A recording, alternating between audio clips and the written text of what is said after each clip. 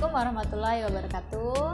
Bertemu lagi di sini bersama Ibu Indah. Hari ini kita akan belajar pembelajaran 5. Oke, tetap semangat belajarnya ya.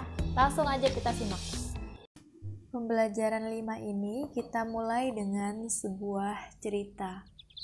Wah, hebat sekali Pak Bejo itu.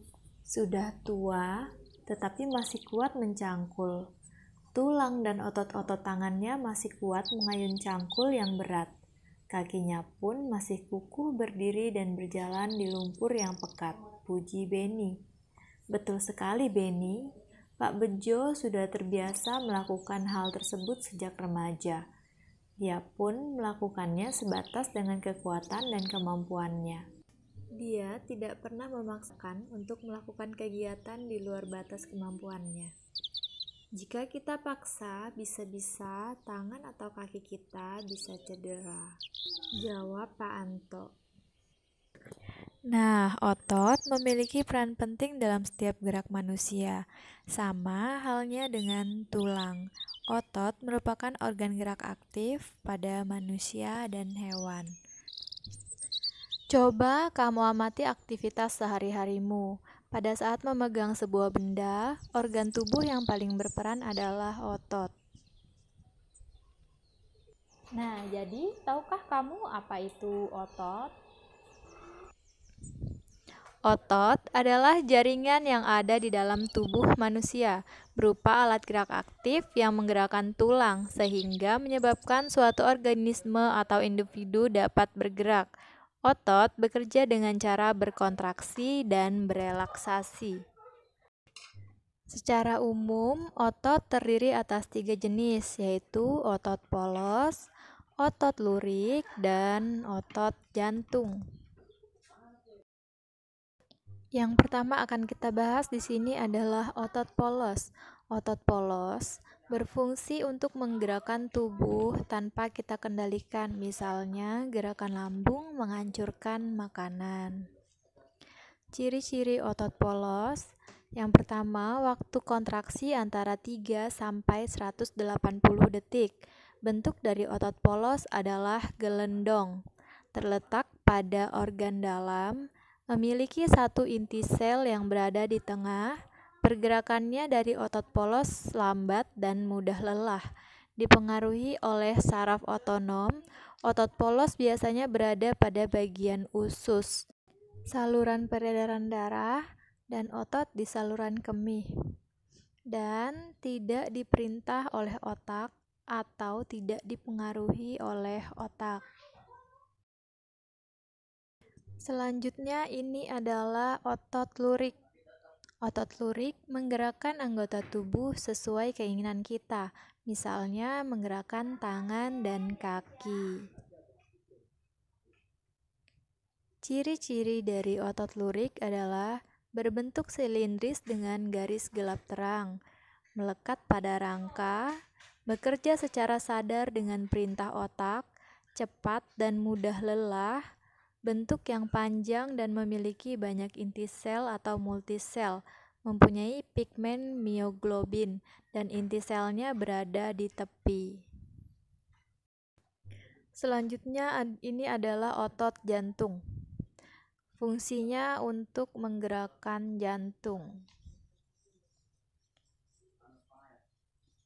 Ciri-ciri dari otot jantung itu sendiri adalah otot jantung berbentuk silindris, memiliki percabangan, otot jantung terletak pada jantung, memiliki satu inti sel yang berada di tengah, bekerja tanpa kesadaran manusia, bekerja terus-menerus dan tidak membutuhkan istirahat. Selanjutnya, ayo kita membaca teks bacaan berikut ini bersama-sama. Judulnya adalah Otot Manusia. Otot-otot dalam tubuh manusia memiliki beberapa fungsi, tetapi fungsi yang utama adalah untuk bergerak. Adapun fungsi-fungsi lain antara lain untuk mendukung tubuh, menjaga postur tubuh, dan menjaga suhu tubuh. Semua fungsi otot tersebut dapat dilakukan apabila otot dalam keadaan sehat, tanpa terjadi gangguan atau kelainan. Otot dalam tubuh manusia berperan dalam gerakan-gerakan yang disengaja. Gerak yang disengaja berarti dilakukan secara sadar dan membutuhkan usaha tersendiri pada tiap-tiap bagian otot. Contoh gerak yang disengaja antara lain berjalan, membungkuk, memutar, memegang, dan mengangkat.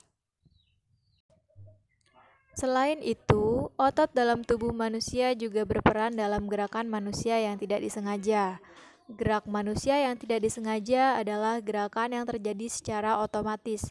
Contoh gerakan yang tidak disengaja antara lain pernafasan, gerak pencernaan makanan melalui sistem pencernaan, dan detak jantung. Otot dalam tubuh juga berfungsi memberikan dukungan. Otot-otot dalam tubuh manusia, khususnya otot-otot pada rangka, bekerja untuk mendukung tubuh. Misalnya ketika duduk dan berdiri, otot-otot rangka ini akan melakukan penyesuaian gerakan dengan memperkuat sendi dengan menopang tulang sehingga berada pada posisi yang tepat. Selain itu, otot rangka juga memegang peranan penting dalam menentukan kekuatan tubuh secara keseluruhan dan kemampuan untuk melakukan aktivitas fisik. Dengan otot yang kuat, maka kesehatan tubuh kita juga akan terjaga dan kita pun akan bisa melakukan berbagai gerakan. Fungsi lain dari otot adalah untuk memperkuat postur tubuh. Otot-otot rangka membantu manusia misalnya untuk berdiri dan mempertahankan sikap tegak. Dalam hal ini, otot-otot tersebut juga membantu menjaga keseimbangan tubuh. Otot juga berperan dalam menjaga suhu tubuh secara keseluruhan. Sistem otot dapat merespon jika tubuh mengalami penurunan dan peningkatan suhu tubuh. Contoh respon otot ketika terjadi penurunan suhu tubuh adalah menggigil. Menggigil adalah respon tidak sengaja di mana otot berkontraksi secara tepat untuk menghasilkan panas. Otot yang menggigil tersebut menuntut peningkatan darah yang mengandung oksigen untuk meningkatkan suhu tubuh. Selanjutnya, untuk mengetahui inti dari sebuah teks, kamu dapat mencari ide pokoknya.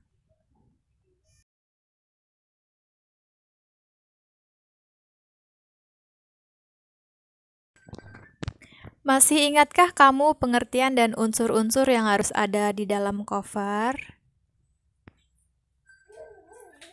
Agar dapat menghasilkan gambar cover yang baik, kamu harus benar-benar memahami isi bacaan terlebih dahulu. Setelah itu, kamu harus menentukan terlebih dahulu desain background atau latar yang akan digunakan. Ada dua macam desain dalam membuat cover. Yang pertama adalah cover dengan latar berwarna putih dan tulisan sederhana. Pada jenis ini, tidak ada gambar yang memenuhi halaman. Bahkan terkadang hanya berisi judul, nama pengarang, dan nama penerbit. Dengan demikian, yang nampak dominan adalah warna putih dan ruang kosong. Yang kedua adalah desain penuh warna dan gambar. Pada jenis ini, bagian yang dominan adalah gambar ilustrasi dan judul. Selain itu juga disajikan permainan warna yang mencolok dan bervariasi. Nah, sekarang coba perhatikan buku berikut ini. Kita perhatikan unsur-unsurnya ya. Di sini terdapat judul buku, ini judulnya Bupena, dan terdapat juga di sini jelas kalimat penjelasnya kalau ini adalah buku penilaian.